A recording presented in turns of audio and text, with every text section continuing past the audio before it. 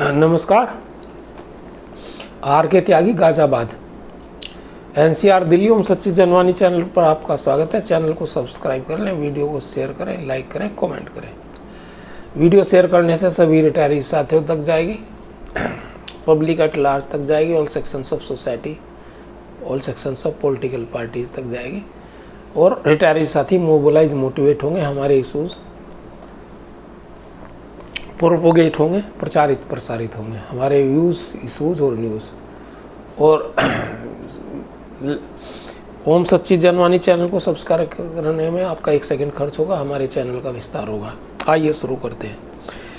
हमने प्रधानमंत्री को जो पत्र लिखा गया था हमारे साथी ने, सीनियर एक्टिविस्ट ने, उसको हम बता रहे थे आपको। वो बीच में कुछ व्यवधान था, कोई बारात आ गई थी साईं बाबा की, कुछ बाहर, तो बंद करना पड़ा उसको क्योंकि आवाज़ इसमें नहीं जा रही थी और उनके ढोल और दूसरे आवाज़ें आ रही थी।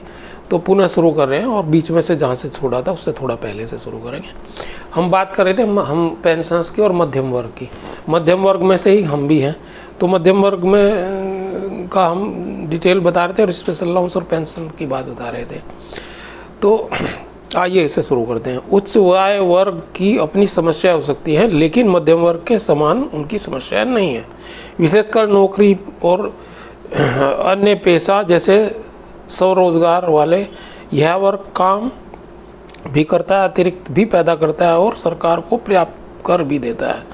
इस श्रेणी में वह कर्मचारी आता है जिस पर पूरे परिवार का भरण पोषण, शिक्षा, स्वास्थ्य और घर के बुजुर्गों की देखभाल की जिम्मेदारी होती है और एक कमाता है और पूरा परिवार उस पर निर्भर है। बुजुर्गों को न तो कोई पेंशन मिलती है और न ही कोई रियायत आदि। मध्यम वर्ग के बच्चों को कोई निःशुल्क सुविधा नहीं। सरकार को राष्ट्रीय बाल नीति, राष्ट्रीय और वरिष्ठ नागरिक नीति बनानी चाहिए। बच्चे राष्ट्र का भविष्य है, लेकिन वे भेदभाव के शिकार हैं। नेक्स्ट, पब्लिक सेक्टर के 15 लाख परिवार पेंशनर से जुड़े हैं। पेंशन उनकी आजीविका है या रहेगी। 1/1/1986 को केंद्र सरकार के पेंशन नियमों की तर्ज पर बैंकों में पेंशन योजना शुरू की गई और आज तक उन्हें सेवानिवृत्ति के समय उनके मूल वेतन के आधार पर पेंशन मिल रही है, जबकि केंद्रीय पेंशन की तरह बैंक कर्मचारी पेंशन विनिमय 1995 में वेतन संशोधन के साथ पेंशन अपडेशन का प्रावधान भी है, पर किया नहीं गया वो। नेक्स्ट, माननीय वित्त मंत्री जी यह बात अच्छी तरह से जानती हैं और 2020 में मीडिया से लेकर के बैंक कार्यपालकों तक सभी को यह बता चुकी हैं कि पेंशन अपडेशन होना चाहिए, OROP पर होना चाहिए, लेकिन पेंशन अपडेशन नहीं हो रहा है। पेंशन अद्यतनीकरण का प्रावधान खंड EPER में खंड 35(1) विनियम में आज भी मौजूद है। इसके तहत 1/1/1986 एवं 31/10/1987 के पेंशनर्स की पेंशन भी तत्कालीन वेतन पुनरीक्षण के सापेक्ष अद्यतन की गई थी। उसके बाद 1992, 97, 2002, 7, 12 और 2017, 2022 में बैंकिंग में वेतन संशोधन समझौते हुए, लेकिन वेतन संशोधन के सापेक्ष कोई पेंशन संशोधन नहीं हुआ। 8 लाख पेंशन भोगी इसके शिकार हैं और 7 लाख पेंशन कर्मी आज भी बैंकिंग में काम कर रहे हैं, जिसके सर पर पेंशन संशोधन की अनिश्चितता की समस्या लटकी हुई है। नेक्स्ट पॉइंट है, नवंबर 2012 से पेंशनर्स के खिलाफ मूल वेतन में कटौती करके विशेष भत्ता बनाने की एक और साजिश रची गई और पेंशन की गणना मूल वेतन पर की जाती है और मूल वेतन को घटाकर और इससे विशेष भत्ते के रूप में बनाकर और इसे पेंशन गणना से बाहर करके भविष्य के पेंशन संशोधन के अनुरूप पेंशन वृद्धि की संभावनाओं को अवरुद्ध कर दिया गया है।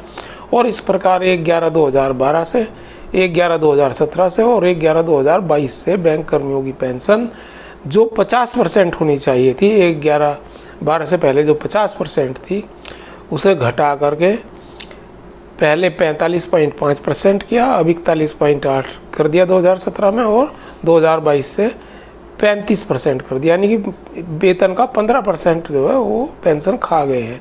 अगर किसी को 1 लाख पेंशन मिल रही है तो उसमें 1 लाख सैलरी मिल रही है तो उसमें से 15 यानी कि 15,000 कम मिलेगी उसे, और किसी को 1.5 लाख मिल रही है तो उसको 22,000 कम मिलेगी। ये कर दिया है। दूसरे शब्दों में 11/12 से सेवानिवृत्त होने वाले सभी पेंशनर्स की पेंशन 31/10/12 के वेतन स्तर पर रोक दी गई है। उसके आगे कोई बढ़त नहीं मिलेगी उन्हें। ये है साजिश। अच्छा, माननीय प्रधानमंत्री जी, कृपया आप हमें बताएं हम जिए तो कैसे जिए। आप हमारे देश का नेतृत्व कर रहे हैं, आपके कारण दुनिया हम भारतीयों को आदर की दृष्टि से देखती है। आपकी ईमानदार छवि और मेहनत का कोई प्रतिमान नहीं है।